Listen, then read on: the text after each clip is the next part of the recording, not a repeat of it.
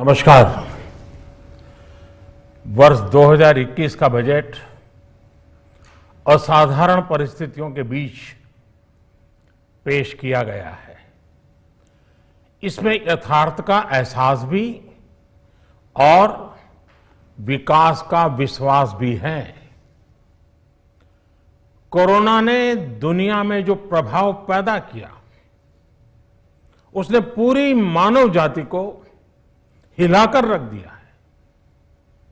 इन परिस्थितियों के बीच आज का बजट भारत के आत्मविश्वास को उजागर करने वाला है और साथ ही दुनिया में एक नया आत्मविश्वास भरने वाला है। आज के बजट में आत्मनिर्भरता का विजन भी है और हर नागरिक, हर वर्ग का समावेश भी है।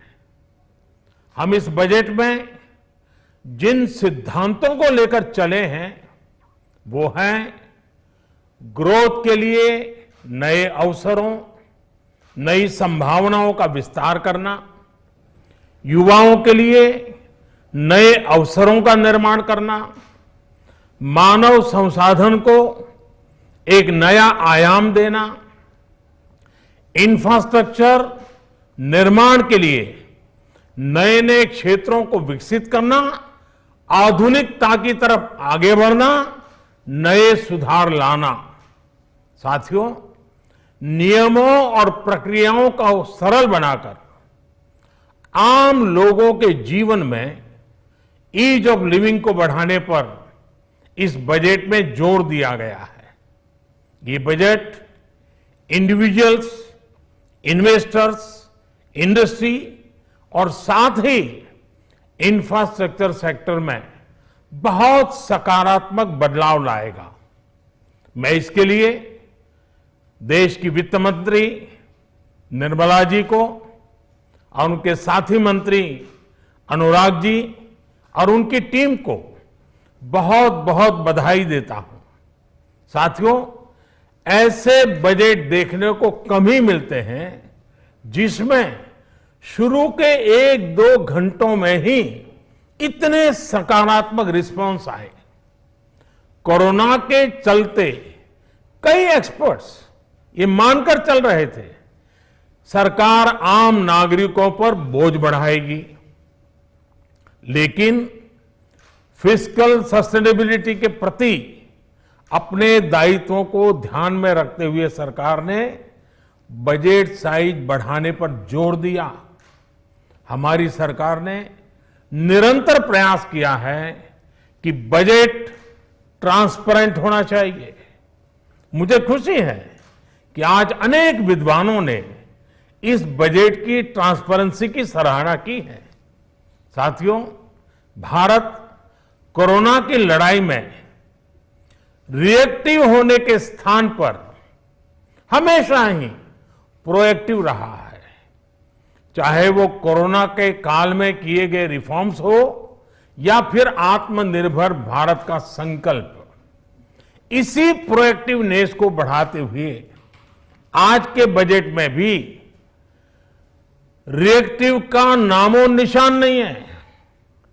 साथ ही हम एक्टिव पर, स्टेटस को पर भी अटके नहीं हैं और हमने इस बजट में भी प्रोएक्टिव बजट देकर के देश के सामने प्रोएक्टिव होने का संदेश दिया है। यह बजट उन सेक्टर्स पर विशेष रूप से केंद्रित है जिनसे वेल्थ और वेलनेस दोनों ही तेज गति से बढ़ेंगे, जान भी जहान भी।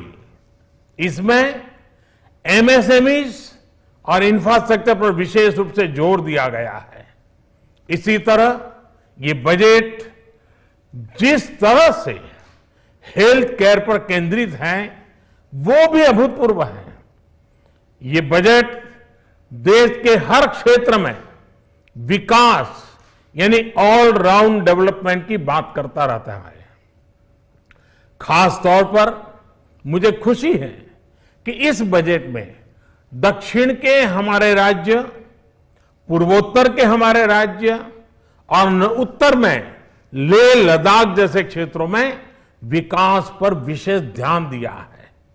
ये बजट भारत के कोस्टल स्टेट्स जैसे तमिलनाडु, केरल, पश्चिम बंगाल, इनको एक बिजनेस पावर हाउस बनाने की दिशा में एक बड़ा कदम उठाए।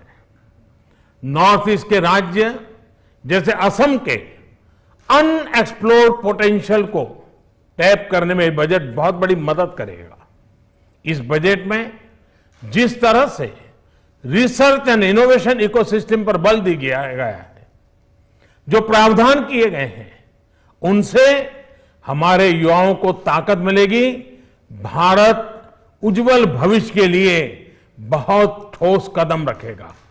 साथियों, देश के सामान्य मानवी का, महिलाओं का जीवन आसान बनाने के लिए उनके स्वास्थ्य, स्वच्छता, पोषण, शुद्ध जल और अवसरों की समानता, इस पर इस बजट में विशेष बल दिया गया है। बजट में इंफ्रास्ट्रक्चर पर खर्च में अभूतपूर्व वृद्धि के साथ साथ कई व्यवस्थागत सुधार किए गए हैं, जिसका बहुत बड़ा फायदा देश में ग्रोथ और जॉब क्रिएशन, रोजगार के लिए बहुत लाभ होगा। देश में एग्रीकल्चर सेक्टर को मजबूती देने के लिए, किसानों की आय बढ़ाने के लिए इस पर बजट में बहुत जोर दिया गया है। कई प्रावधान किए गए हैं। एग्रीकल्चर सेक्टर में किसानों को और आसानी से और ज्यादा ऋण मिल सकेगा। देश की मंडियों को यानी एपीएमसी को और मजबूत करने के लिए, सशक्त करने के लिए एग्रीकल्चर इंफ्रास्ट्रक्चर फंड से मदद का प्रावधान किया गया है। ये सब निर्णय ये दिखाते हैं कि इस बजट के दिल में गांव है, हमारे किसान है। एमएसएमई सेक्टर को गति देने के लिए, रोजगार के अवसर बढ़ाने के लिए इस बार एमएसएमई सेक्टर का बजट भी पिछले साल की तुलना में 2 गुना से ज्यादा कर दिया गया है। साथियों, ये बजट आत्मनिर्भरता के उस रास्ते को लेकर आगे बढ़ा है जिसमें देश के हर नागरिक की प्रगति शामिल है। ये बजट इस दशक की शुरुआत की एक मजबूत नींव रखने वाला बजट है। सभी देशवासियों को आत्मनिर्भर भारत के इस महत्वपूर्ण बजट के लिए मैं बहुत बहुत शुभकामनाएं देता हूं। फिर से एक बार वित्त मंत्री जी और उनकी टीम को बहुत बहुत अभिनंदन करता हूं, धन्यवाद करता हूं।